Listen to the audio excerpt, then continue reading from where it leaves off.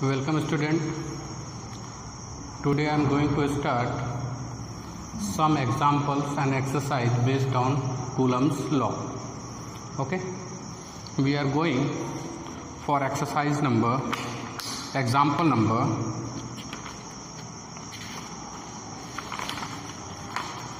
1.7.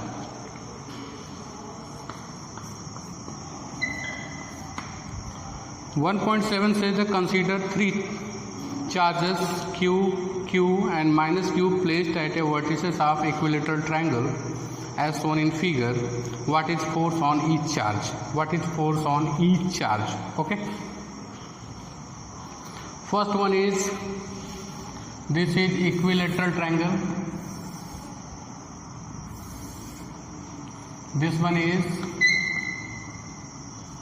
minus Q and Q and Q, Q1, Q2, Q3. This is Q1, Q2 and Q3. Q1 equal to Q2 equal to Q and Q3 equal to minus Q. These three charges are placed on a vertices of equilateral triangle. We want to find out force on each charge. Okay, the side of equilateral triangle is L. Here first we have to find out charge on Q1. Fifth, superposition principle. These two are like charges, that's why it repel Q1. It is written as force on 1 due to 2. इस पे हमको charge count करना है, तो क्या होगा, ये minus है, इट अट्रैक्ट Q1. ये क्या करेगा, इसको अपनी तरफ क्या करेगा, अट्रैक्ट करेगा. It is written as force on 1 due to 3. Okay, this one is A, B, C triangle, equilateral triangle. Similarly, पहले एक एक को कंसीडर करेंगे हम, कैसे करेंगे, क्या है सारी चीजें. As we know that this is equilateral triangle, this is 60 degree, this is also 60 degree and this angle is 120 degree. Clear or not? First we want to find out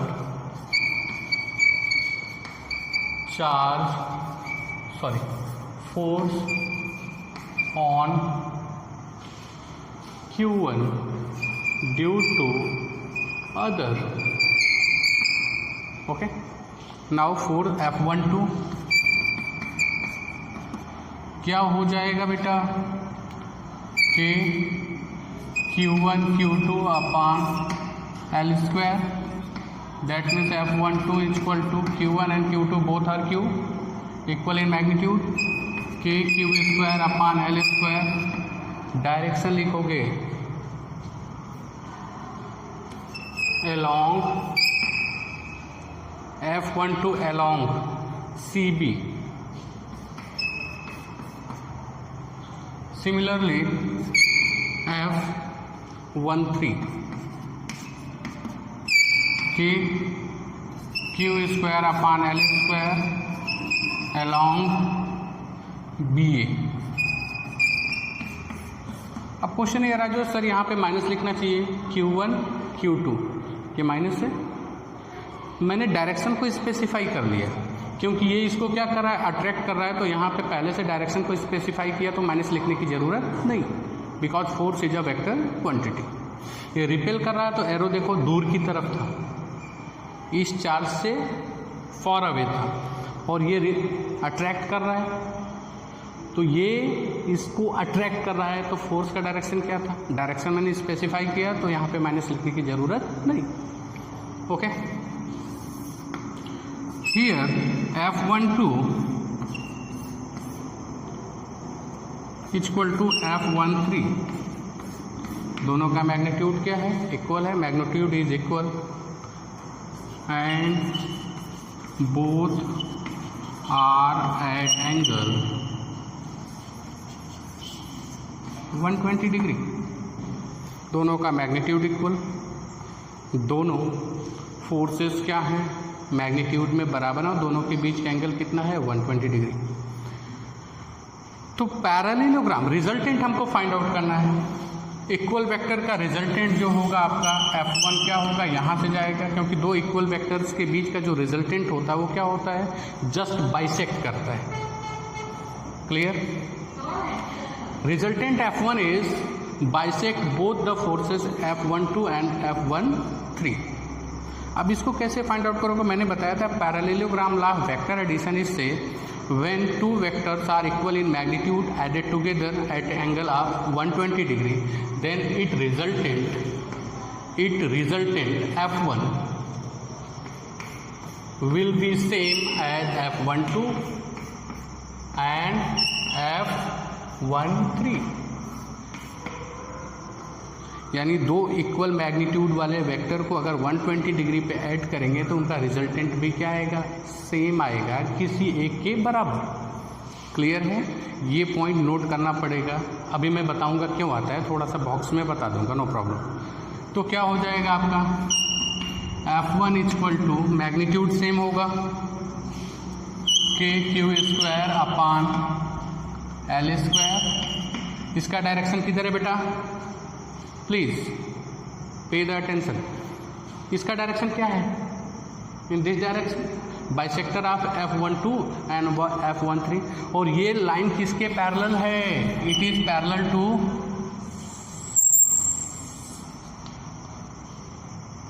the side CA।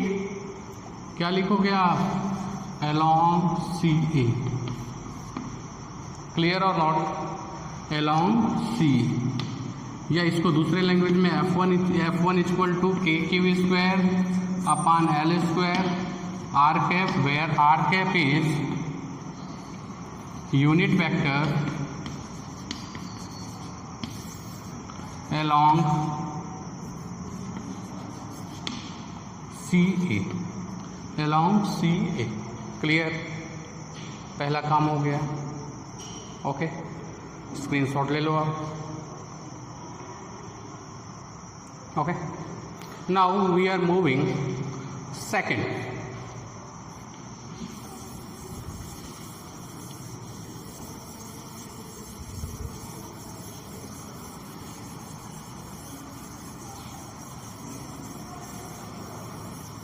क्योंकि ये बोला है कि we have to determine force on each charge. इस पे निकाल लिया, इसी तरह से इस पे भी फाइंड आउट करेंगे, उसको देखना। We have to find out force on Q2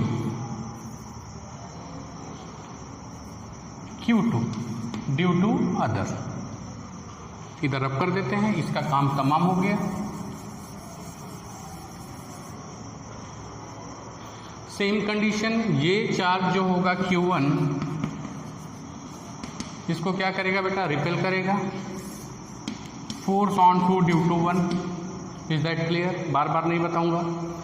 ये वाला चार्ज अभी क्या करेगा, इसको क्या करेगा, अट्रैक्ट करेगा, क्योंकि नेगेटिव साइन है। नेगेटिव में क्या होता है, अट्रैक्शन होता है। Unlike charge cause attraction, unlike repulsion. Okay, force on 2 due to 3।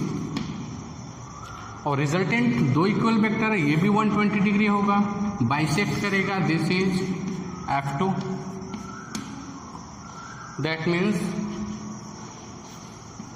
F2 equal to F21 plus F23। Again F21 equal to KQ² upon R² L², which is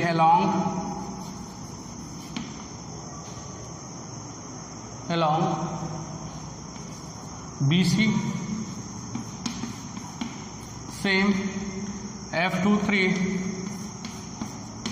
KQ² upon L², along CA। Vector addition करेंगे according to parallelogram law of vector addition. 120 degree है। फिर मैं बताऊंगा जो resultant होगा F2 क्या होगा, equal to F21 F23 magnitude के बराबर होगा। किसी एक के दो वेक्टर को 120 डिग्री पे ऐड कर रहे हैं। Okay, now the resultant F2 equal to KQ² upon L²। Direction लिखेंगे along। ये फोर्स F2 किसके पैरेलल है, BA के। ये जो साइड BA है उसके पैरेलल है, तो क्या लिखोगे आप, along साइड BA, या इसी को अपने वर्ड में लिख सकते हो F2 equal to KQ² upon L² R cap. क्या लिखोगे बेटा, where R cap is a unit vector alongside BA, alongside BA, is that clear? लिखोगे where R cap is a unit vector alongside BA, is that clear? अब मैं तीसरे वाले पे निकालूंगा। Okay, take a screenshot. Now we are moving towards left. Charge on 3। Okay,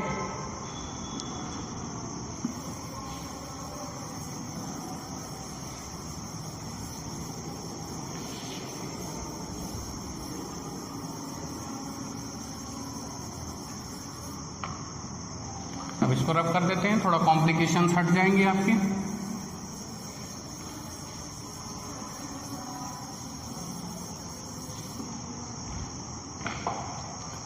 Q1 equal to Q, Q2 equal to Q, Q3 equal to Q। This one is ABC, ABC। Okay,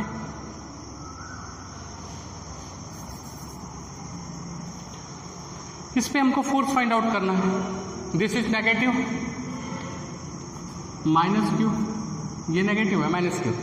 ये वाला charge क्या करेगा, इसको अपनी तरफ attract करेगा, क्या बुलाएगा, आ जाओ, आ जाओ मेरी तरफ, ऐसा बोलेगा वो। Force on 3 due to 1।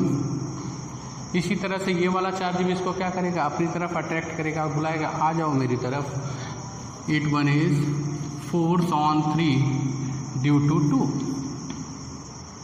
Okay, अब यहाँ पे कहानी बदल जाएगी। The angle between these two vectors is 60 degree, क्योंकि इक्विलेटरल ट्रायंगल का एवरेज एंगल कितना होता है, 60 डिग्री। तो क्या हो जाएगा, आप लिखोगे here F3 resultant equal vector in magnitude है, तो कहाँ से जाएगा, बीच से जाएगा, परपेंडिकुलर बाइसेक्टर। एन कैप या आर कैप कुछ भी लिख सकते हो, आर कैप ही लिख देते हैं, कोई दिक्कत नहीं। Resultant it is known as F3।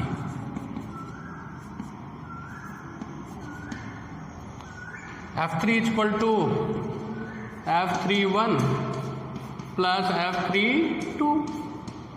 Here F31 KQ² upon RL² along AB।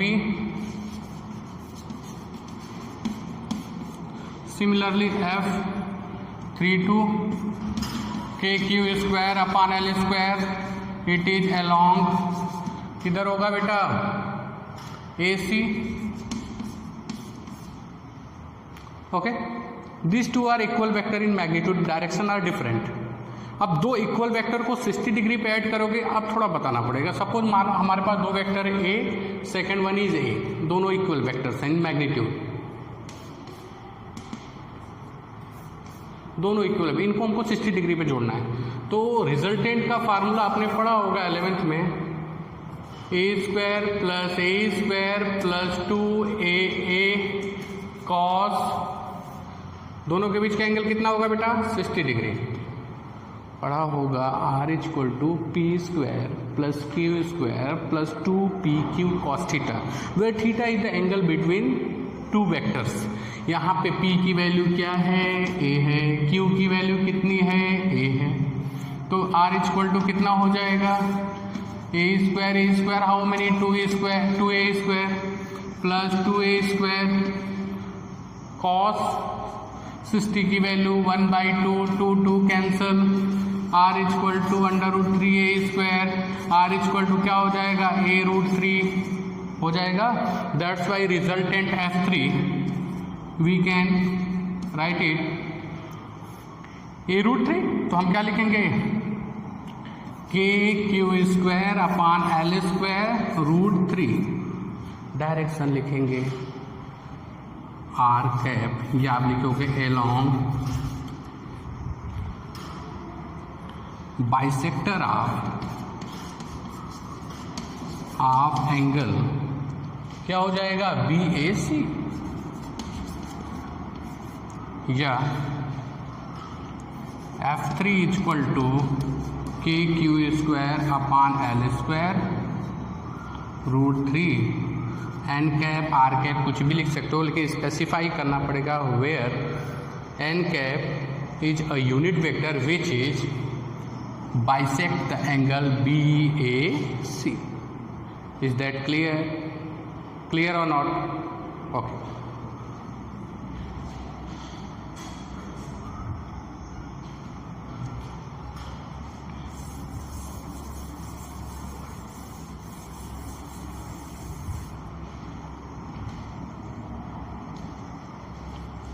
यहाँ पे एक और इंटरेस्टिंग फेनोमिना है कि अगर दो वेक्टर्स को अगर आप ऐड करने की सभी वेक्टर्स को अगर तीनों फोर्स निकाला जो मैंने F1 plus F2 plus F3 it will be definitely 0. आप कहोगे 0 क्यों आया? आप देख सकते हो suppose we have a triangle. एक रिजल्टेंट आपका F3 इधर था बेटा, F1 किधर था, F2 किधर था. तो F1 और F2 के लाइन को जब एक्सटेंड करोगे आप तो ये एंगल कितना होगा आपका 60 डिग्री और इसका रिजल्टेंट क्या होगा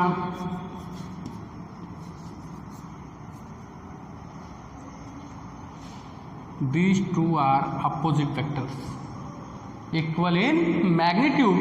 That's why overall summation of all the forces on individual charges due to other will be 0. Okay, now we are moving towards next exercise. Example is completed.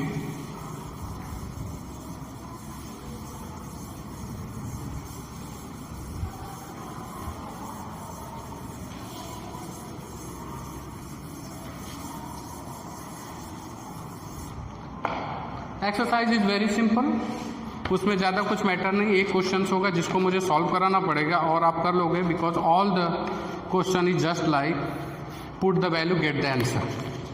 Suppose in exercise 1.1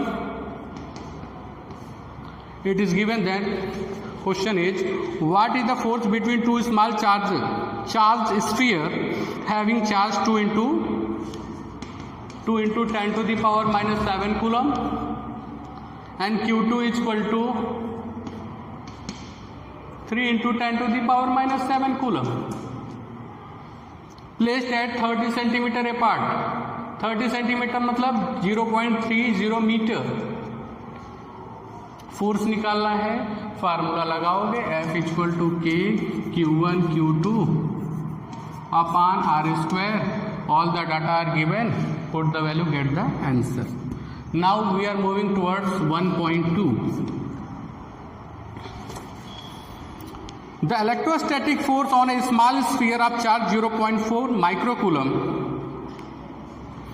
due to another small sphere minus 0.8 microcoulomb. Okay, here two charges are given.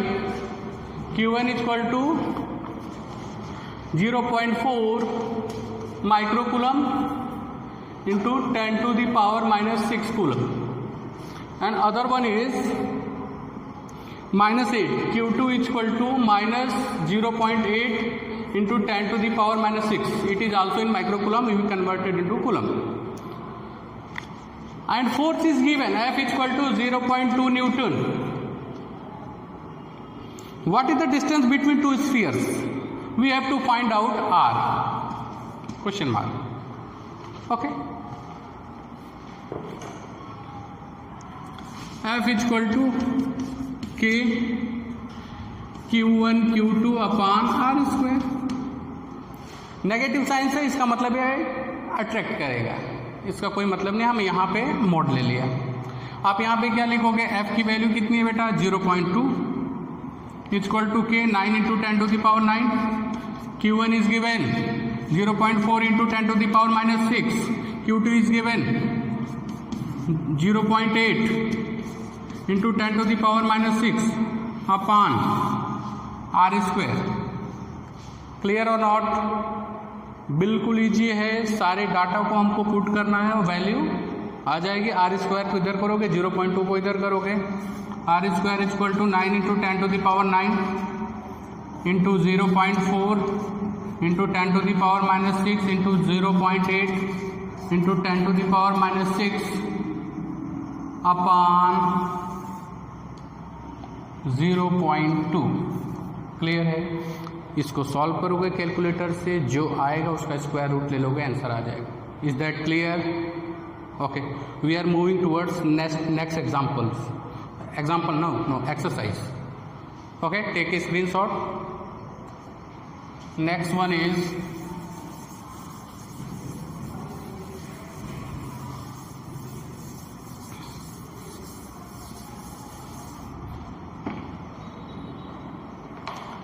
next question is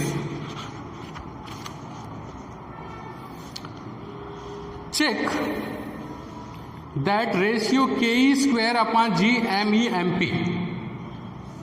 Ratio is given ke square upon g me mp, mass of electron and mass of proton, is dimensionless. पहले तो हमको check करना है कि ये क्या है? Dimension less है, मतलब इसके अंदर डायमेंशन नहीं है. अपने 11th में पढ़ा होगा dimension, MLT-2 LT-1. Okay. And second, look up a table of physical constant and determine the value of ratio. What does ratio signify? Okay, चलते हैं इसकी तरफ, सॉल्व करते हैं.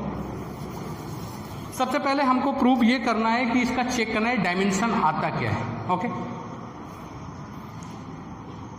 इसको सॉल्व करने की सबसे बेहतरीन ट्रिक ये है कि सबसे पहले एक एक कांस्टेंट जो भी है फिजिकल क्वांटिटीज, उनका हम डायमेंशन फार्मूला रखेंगे. फर्दर इसमें क्या करेंगे? पुट कर देंगे. ओके, सपोज कि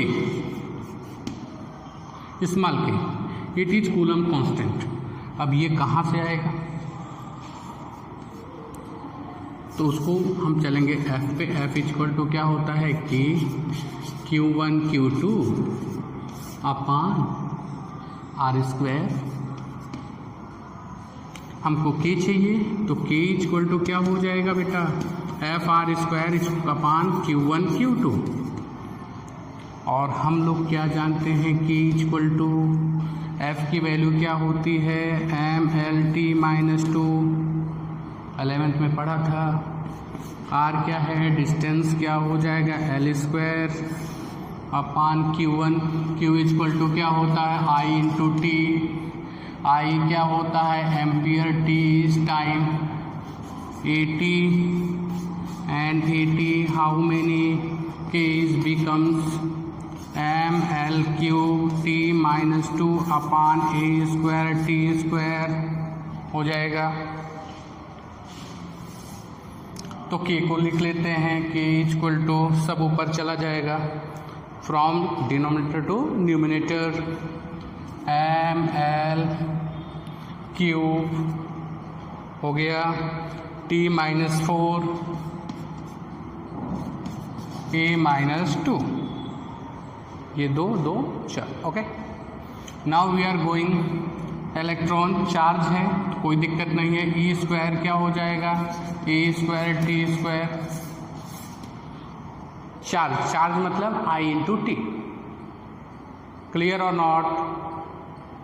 किसी पे भी चार्ज हो, चार्ज वर्ड जहाँ आएगा वहाँ पे क्या होगा, आपका डायमेंशन फार्मूला सेम है। ई का क्या होगा, I T, A T, A means ampere, T means time. Dimension formula of ampere is A, time is T. E square था तो क्या हो जाएगा, A square T square. Is that clear? दो लोगों को काम हो गया। Now we are going for G, और जी के लिए क्या है, हमने 11th में पढ़ा था gravitational force, G m1 m2 upon R square. G चाहिए हमको, F R square upon m1 m2 equal to capital G. Okay, F को क्या लिख सकते हो बेटा, again G equal to M L T minus 2 L square upon m1 m2 m square. m1 means mass, m2 is mass, m into M how many, m square. Mass का dimension formula is capital M। Is that clear? Okay, it is capital G equal to M L cube T minus 2 upon m square. एक m cancel, इधर सिर्फ m बचेगा। G equal to m minus 1 L cube T minus 2। G मिल गया हमको, clear और not clear? हमको E square मिल गया, हमको क्या मिल गया बेटा, स्मॉल के की वैल्यू मिल गई। This is mass of electron and mass of proton, it is basically m square. M E M p means m square. 1 2 3 4, put all these force value 1 2 3 and 4 in this, we got the what is dimension of this quantity। k की value further हम put करेंगे। Now K E square upon G M E M P, it is क्या हो जाएगा, k की जगह पे क्या पुट करोगे आप बेटा, M L cube T minus 4 A minus 2 E square A square T square upon G की वैल्यू हो जाएगी m minus 1 L cube T minus 2, this is G, M E M p m square. अब देखो क्या हो जाएगा, सब cancel हो जाएगा। पहले तो इसको कैंसिल कर दो। अब देखो 2 पावर इसके साथ कैंसिल होगा, -4 + 2 करोगे कितना हो जाएगा, t - 2। तो ये दोनों कैंसिल हो जाएंगे इसके साथ, क्लियर और नॉट। एल क्यूब m -1 है, ये +2 है, +2 -1 करोगे तो एक पावर आएगी, और एक पावर किसके साथ कैंसिल है, that means it is dimensionless, यानी इसका कोई डायमेंशन नहीं होता। Is that clear? Take a screenshot. We are moving towards next part. We have to find the value of this constant. Okay,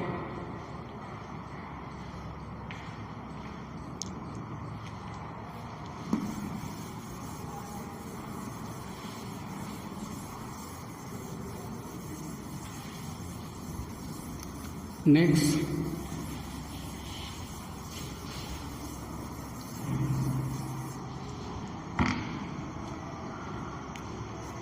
we have to find value of k square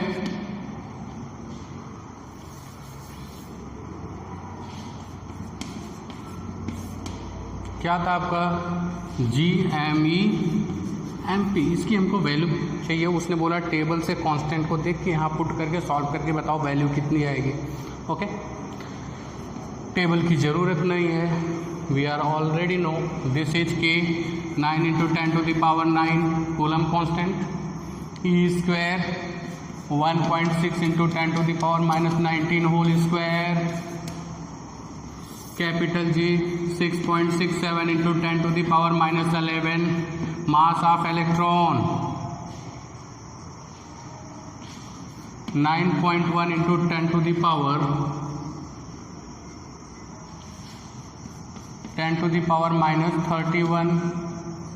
mass of proton 1.6 into 10 to the power minus 27, whatever mass of proton 1.6 into 10 to the power minus 27 kg। Clear है? Calculator से solve करोगे, get the answer. Okay, now today that's it. In next period we are going electric field lines. Hope you are enjoy. Okay, thank you.